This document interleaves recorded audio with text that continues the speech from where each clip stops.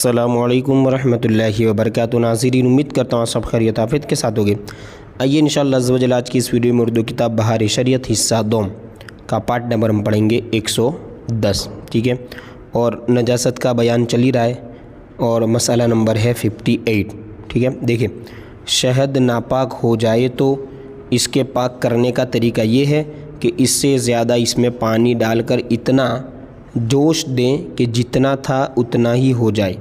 3 مرتبہ یوں ہی کرے پاک ہو جائے گا۔ دیکھیں، اس طرح شہد کو پاک کرنا ہے۔ مسئلہ نمبر 59،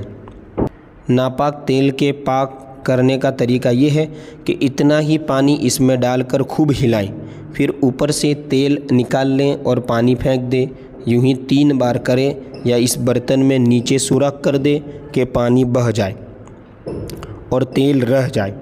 یوں بھی 3 مرتبہ میں پاک ہو جائے گا۔ یوں کرے کہ اتنا ہی پانی ڈال کر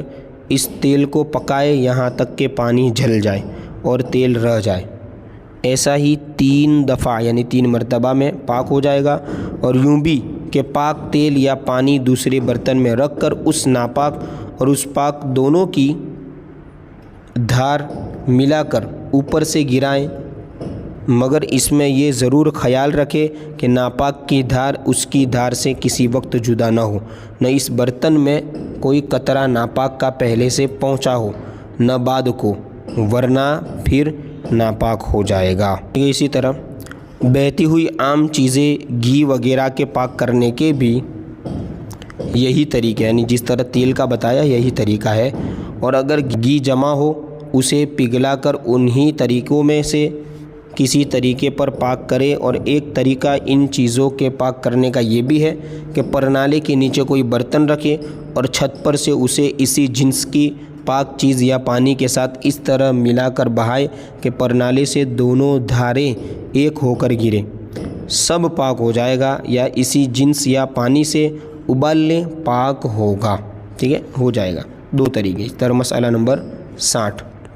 جہاں نماز میں ہاتھ، پاؤں، پیشانی اور ناک رکھنے کی جگہ کا نماز پڑھنے میں پاک ہونا ضروری ہے۔ جہاں نماز یعنی مصلی، جس جگہ ہم نماز پڑھتے ہیں نا، چٹائی، تو جہاں پر ہم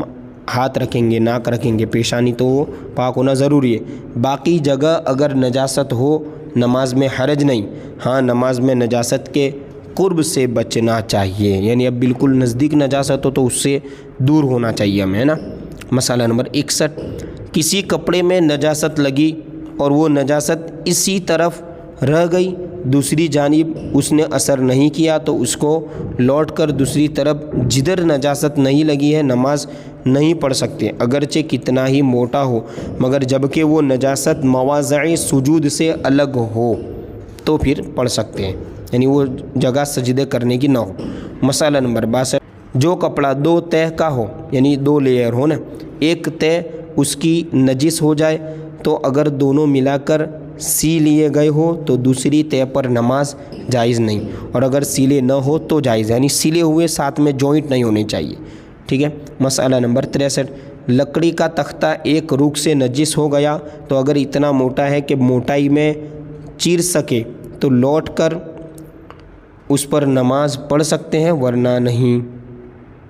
اس طرح مسئلہ نمبر 64، جو زمین گوبر سے لسی گئی اگرچہ سوکھ گئی ہو اس پر نماز جائز نہیں، ہاں اگر وہ سوکھ گئی اور اس پر کوئی موٹا کپڑا بچھا لیا تو اس کپڑے پر نماز پڑھ سکتے ہیں، اگرچہ کپڑے میں تری ہو، مگر اتنی تری نہ ہو کہ زمین بھیگ کر اس کو تر کر دے، یعنی بھگو دے، کہ اس صورت میں یہ کپڑا نجس ہو جائے گا اور نماز نہ ہوگی،